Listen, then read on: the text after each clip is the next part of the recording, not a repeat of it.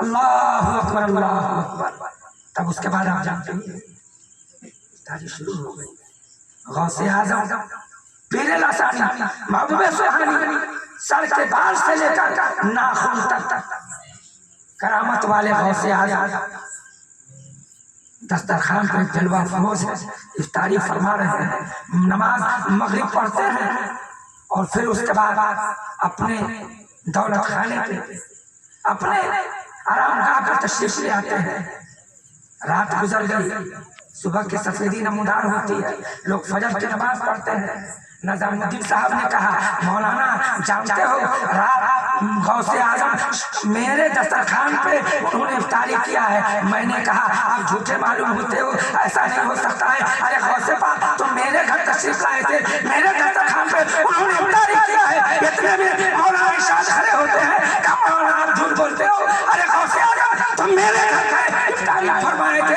इतने में जहांगीर बाबू खड़े होते हैं, कहा कि मौलाना होकर आप झूठ बोलते हो। अरे गौसे पाक तुम मेरे घर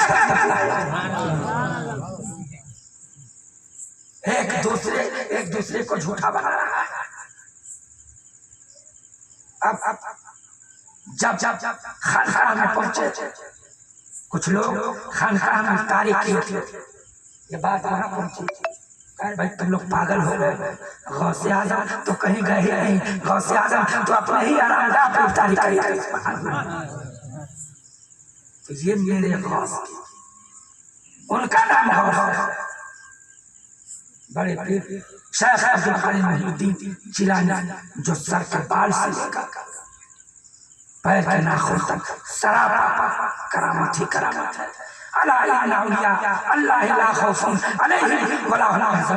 ये उलमा के स्टेज है, जिम्मेदारी के साथ बयान करूंगा। इतना बड़ा ताज, इतनी बड़ी पगड़ी, इतना बड़ा वाहदा, इतने बड़े खौफ हुए तो कैसे हो गए? कहाँ मिला, कब मिला, कैसे मिला, किसके मिला? सोचिए, समझिए। तो वाकया मैं आपको दोहरा रहा हूं। सुब्हानल्लज़ी असरा बिअब्दिही लैलन मिनल मस्जिदिल हराम इलल मस्जिदिल, बोलो। मैं आज अक्सा की बात जो कर रहा हूं, मैं ज्यादा नहीं तूल में जाना चाहता, बस इतना मैं जानता हूं कि हमारा क़िबले अव्वल क्या है? मस्जिद अक्सा है। हमारे नबी, आपके नबी, सारे संसार के नबी, रहमतुल आलमीन सैयदुल अंबिया जनाब मोहम्मद रसूलुल्लाह सल्लल्लाहु अलैहि वसल्लम ने 17 महीना मस्जिद अक्सा की तरफ मुंह करके नमाज पढ़ी। कई महीना? 17 महीना।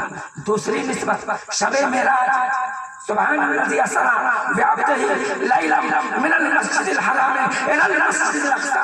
जब आप मेराज में जा रहे हैं तो आप मस्जिद अक्सा पहुंचते हैं। मस्जिद अक्सा में आपने नबियों की इमामत की, जिसमें हजरत आदम है, हजरत ईसा है, हजरत मूसा है, हजरत यहया है, हजरत हूद है, हजरत इस्राइल है, हजरत इस्माइल है, हजरत इब्राहिम है। गोया के 1,24,000 अंबिया कराम मस्जिद अक्सा के अंदर मौजूद है। मुसल्ले इमामत खाली है। जब मेरे आका पहुंचते हैं, मुसल्ले इमामत पे खड़े हो जाते हैं। अल्लाह, हमारी जो मस्जिद अक्सा से निस्बत, तो हमें हमारा निस्बत किसी आलिम ने नहीं दिया, किसी हाफिज ने नहीं, बल्कि मस्जिद अक्सा से जो हमें निस्बत मिली, जो हमें मोहब्बत मिली, वो कुरान दे रहा है। और जब तक के कुरान रहेगा वो मेरा रिश्ता कायम है।